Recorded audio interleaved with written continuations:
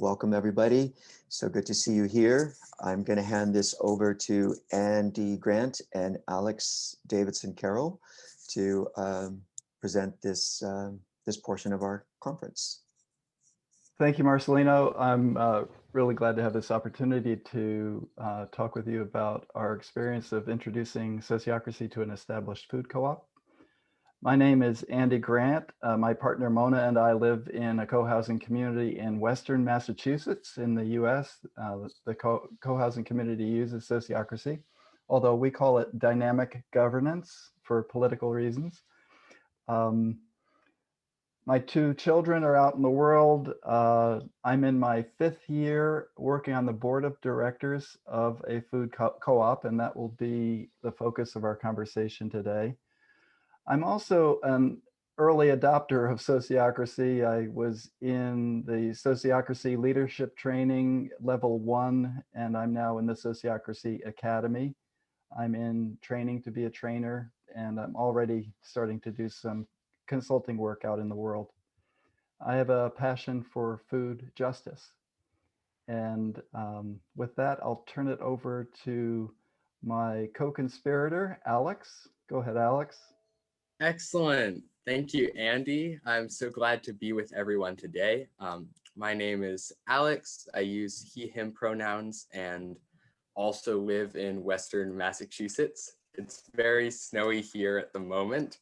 I'm a member of SOFA, of Sociocracy For All, and I also am on the website circle there where I do some information systems work as well as fixing things that break on the website. And I'm a member of Franklin Community Co-op, the co-op we're going to be speaking about today, and serve as the facilitator of the Healthy Food Access Committee of that co-op. And yeah, I'm so glad to be with everyone. Yes, perfect. Thanks for making that transition. All right, so Franklin Community Co-op, you can see the pictures of the 2 stores on the right, is a member-owned food cooperative in Franklin County, Massachusetts. Our county is highlighted in red on that map there. And it started about 4 decades ago as a hunger relief initiative. And the visionary for the project, or one of the visionaries, Tom Tolg, has put the beginning of the co-op in this way. Tom says that there were a lot of low-income people who were eating fairly overprocessed food in the community at fairly high prices, and they didn't have much control over the quality or really much of anything else. And so a group of people worked with those people to see if they could do some good, and the idea was to get good food at low, affordable prices. And so today, about 40 years later, FCC has 2 stores. It bought its second one in 2007, I believe, and has annual sales of about $8 million and provides 85 or so unionized workers with a living wage, as well as serving as an economic anchor in the 2 communities that it has stores in. So with that, I will pass it back over to Andy to tell you a little bit about the governance model for the co-op. Yeah, and I just put in the chat a movie called Food for Change, where this co-op is featured in some parts of the movie. So as Alex mentioned, we have a 10-member board of directors. There's an election each year, and vacant seats are filled on the board. We have a general manager, and the governance principle that we use in terms of managing operations is called policy governance, if you're familiar with the Carver method of policy governance. And that's been in place at our co-op for about 15 years. The bylaws of the co-op call for majority vote. So that comes into play, especially when we have annual meetings and are making major decisions. Also at the board level, board decisions legally are made by majority vote, but in practice, we tend to work toward a more collaborative or consensus model. In a time recently, in the last, I'd say 7 or 8 years, there was some real dysfunction on the board of directors of the co-op. And as a kind of stopgap measure, they established a policy of using Robert's Rules of Order, but a light version of it that we refer to as Bobby's Rules, affectionately, in our decision-making process. Finally, the Carver method has ends that are articulated by the board representing the membership, and I'll put another link in the chat. This will take you to the ends policy of the co-op, the end statements. We articulate ends, and the general manager is responsible to set in motion operations that will move the co-op toward those ends. And we have 8 ends, our global end statement. I'll read it to you. The co-op will be an innovator and collaborator in the process of creating a regenerative and sustainable local community economy and food system. And just sampling another one of the ends, our community will be educated about our food systems, health, and ecology. We've set forward these ends, and in a monthly rotation, the general manager reports on the ends, and the board is responsible to evaluate the performance of the general manager and to see if the general manager has made a reasonable interpretation of the ends. So we have this kind of feedback from the general manager and a quality check by the board. Last year at our annual meeting, we approved as a co-op 2 new ends that center food justice and a commitment to becoming an anti-racist organization. So that will be another commitment that the general manager and his whole staff will be charged with fulfilling, and we will be monitoring in our work. I will go now to the next slide. I read to you the global ends, and I want to focus that now because about 12 years ago, you heard Alex say that the co-op began 44 years ago as an anti-poverty program, a food access initiative. Well, the co-op, as it went along, started to drift away from that concern to the point where the board and membership were either aloof or even antagonistic to holding that concern. And there were some members of the board and member owners of the co-op who began to agitate around that. And feeling frustrated, they kind of, the policy governance with these end statements had just been instituted, and they followed up by establishing a committee that was basically cookie cutter, patterned after the language of the end statement. So they proposed a committee on economic innovation. They were being very tricky there. Yeah, it was a strategic move, and it succeeded narrowly and was approved by the board. They had good success. They established or brought into the co-op something called Co-op Basics, and that's affordable food staples that are priced for low income shoppers. I call it walking the purple path. You walk down the aisle and you're looking for these purple medallions for food products that you can buy on a low budget. And the Food for All program that provides a 10% discount at the register for people who participate in means tested federal programs. So in our context, that would be SNAP, WIC, and SSI. We recently, in the last 5 years, did away with across the board member discount. It used to be everybody got a discount who was a member in the store. We did away with that.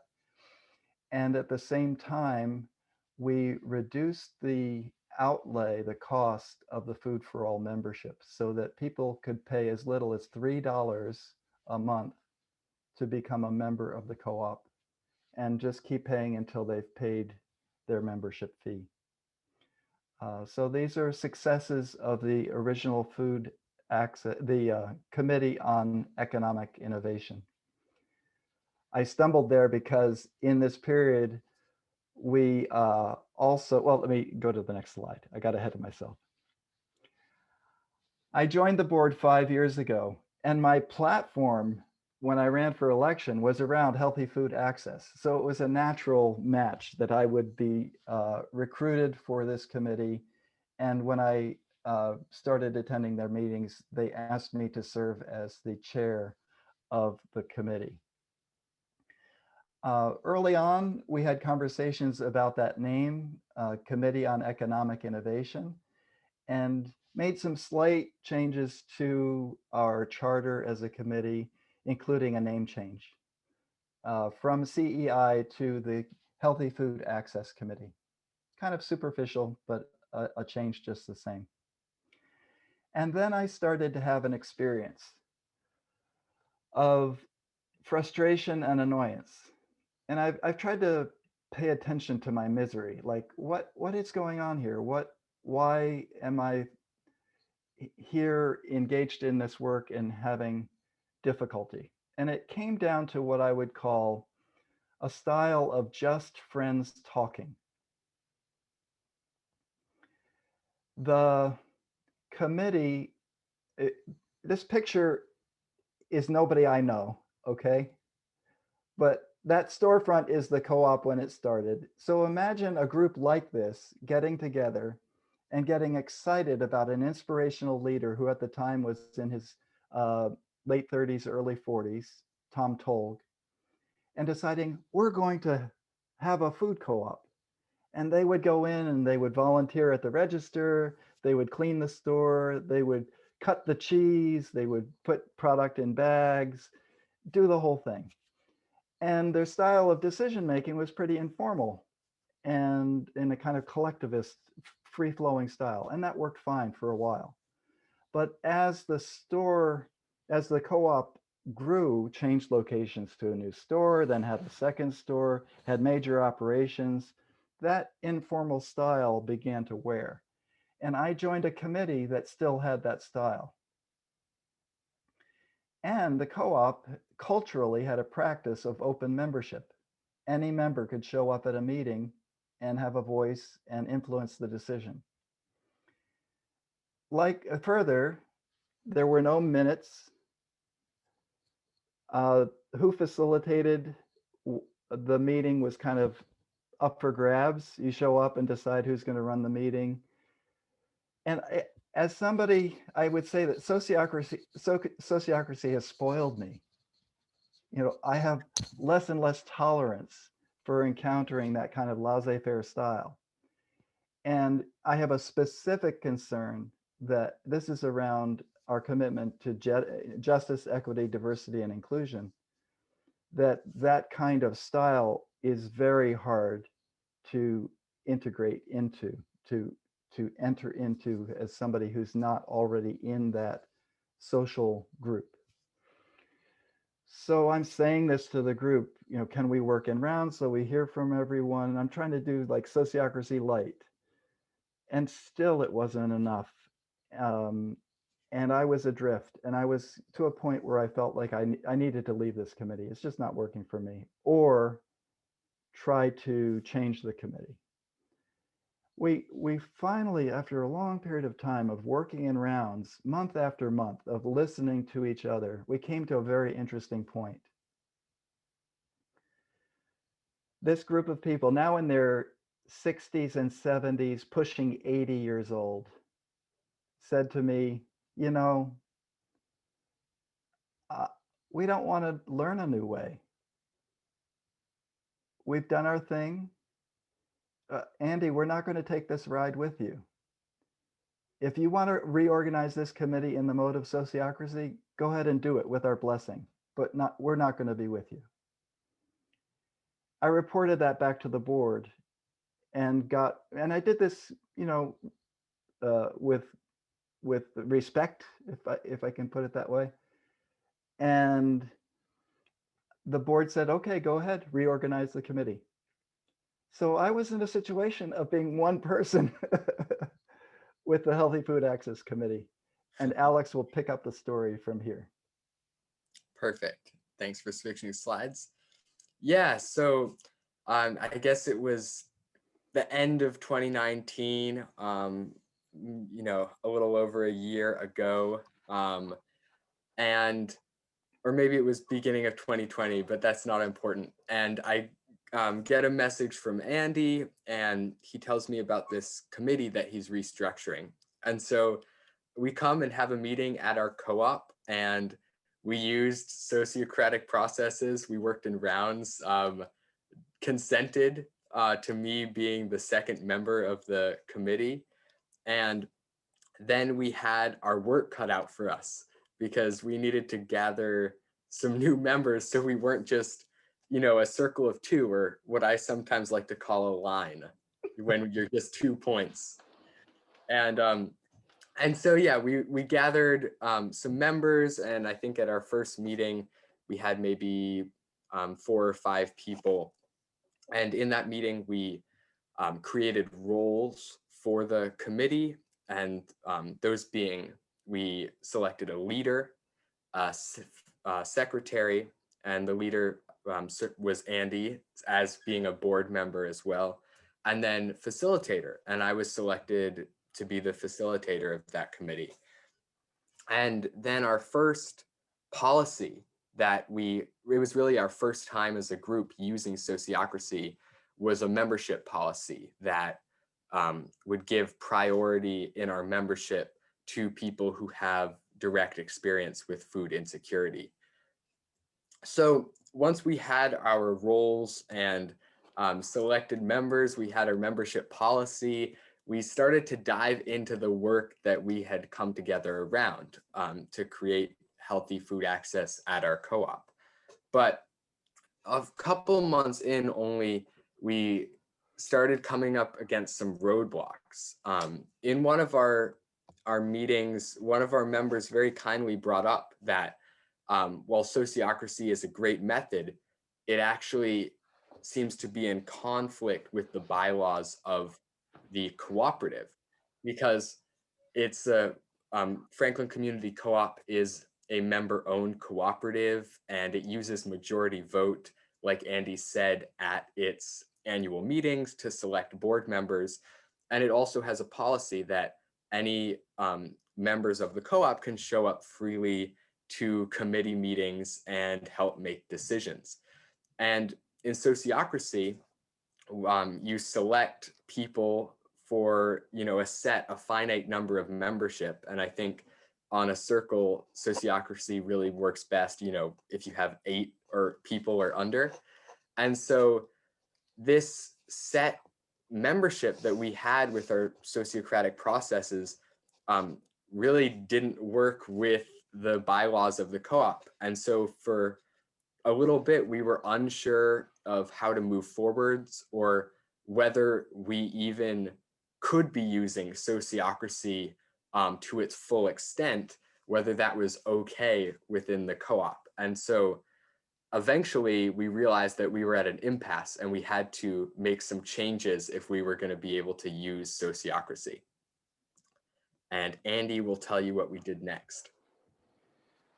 So we took that as kind of the problem space. How do we rectify this? And that led us to looking at the charter again and deciding to trash the charter and rewrite it. And this was months of work. It involved a helping circle, and Alex was involved in that. I was involved in that, and other committee members. And finally, we came back to the board with a revised charter. And they fully accepted it, except for one part. And I'll explain what that is. But this is just an excerpt from the larger charter about the committee composition. And you'll recognize elements here: defined membership, agendas, decision-making by consent, regular minutes, nomination, roles of chair or leader, facilitator, and secretary. Most of the elements of sociocracy, right? Well, this ellipsis right here said the committee will be organized in the mode of sociocracy that includes, and so on. And that was the one request from the board, was to take out the word sociocracy. They didn't want to have a named governance principle in the charter. So that was interesting, and it was something that we could accept and go ahead with. We, on this basis, then really started to rock and roll as a committee. We had our governance system, we had roles, and we had good work to do. So we went ahead on that basis for a year and have been doing work in making the stores WIC eligible. That's Women, Infant, and Children, which is another food initiative, and making the store, participating as a co-op in the Healthy Incentives Program, which subsidize farm shares for people on low income. Those are two projects that we're engaged in right now. And as we came to the end of the year, we were recognizing an increase of productivity and, I would say, joy. We were happily working together. And Alex and I, as the leader and facilitator, decided it was time to do a sociocratic role review, and that also led to a selection process that Alex will tell you about right now. Yes, so we did this role review a couple months ago, and it was really a transformative experience, I would say.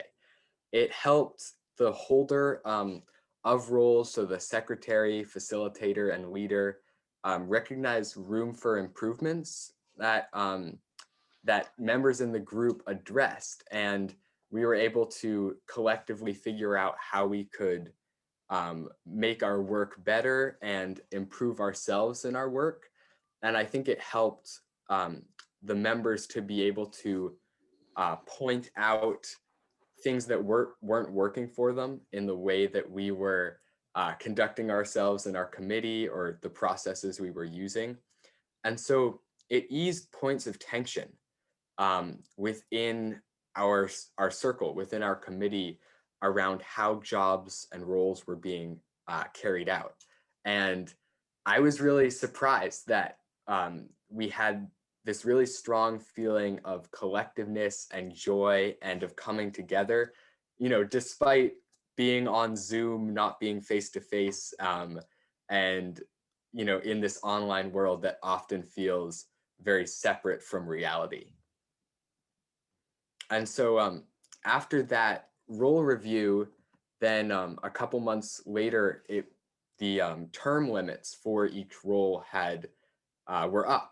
And so it was time for us to do a reselection process. And Andy, I don't know, do you want to add your thoughts before I do on our selection process? Sure. My experience of selection is that there's always like this moment of delight and surprise about what emerges in the group as a potential. And it certainly happened with us. Um, the person who was nominated for secretary, for example, am I frozen? No, you aren't.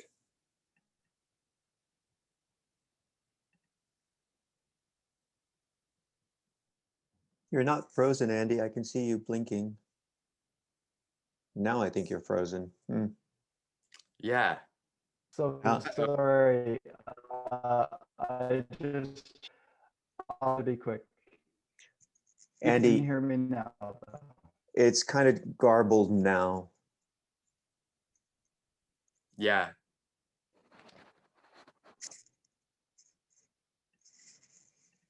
Andy, should I go ahead and then you can jump back in? Yes, go ahead, please. Okay. Yeah. So as Andy was starting to say, the person who was in the role of secretary in the committee had this feeling of that she was being judged, or that her notes were being judged and that they were inadequate. And she was ready to end her role on the committee for that reason mainly. And during the selection process, she was able to express that. And then we worked in rounds and were able to figure out how she could take notes and other committee members could fill in places that she left out. And we were able to create a system that would both work for her and the other members of the committee. And so after that shift and that team collaboration, she was reselected for another 6 months in that role. Andy, do you want to try now? I think I'm back. Okay. For myself, I was nominated to be the leader of the group, which is a complicated thing because my 5-year term is up. And that would mean it presented me with the opportunity and challenge of extending my term, running for re-election on the board. And I decided that was a good move for me to make. And the selection process in this committee was kind of the spark that led me to choose to run for re-election. That was the change that happened with me. How about with you, Alex? Yeah. So for me, I think I experienced something similar to what you were speaking to with sociocracy, being able to highlight things that you wouldn't expect.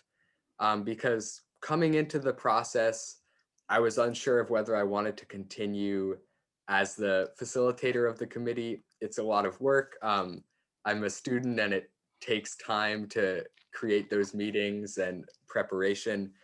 But during the selection process, I was able to hear the appreciation from committee members about what I was doing, as well as how well the committee was currently working for everyone.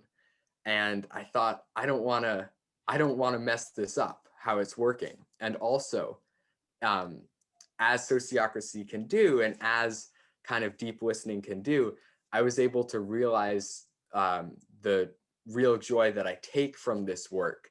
And the selection process really helped with that. So in the end, I was reselected to serve another year as the facilitator of the committee.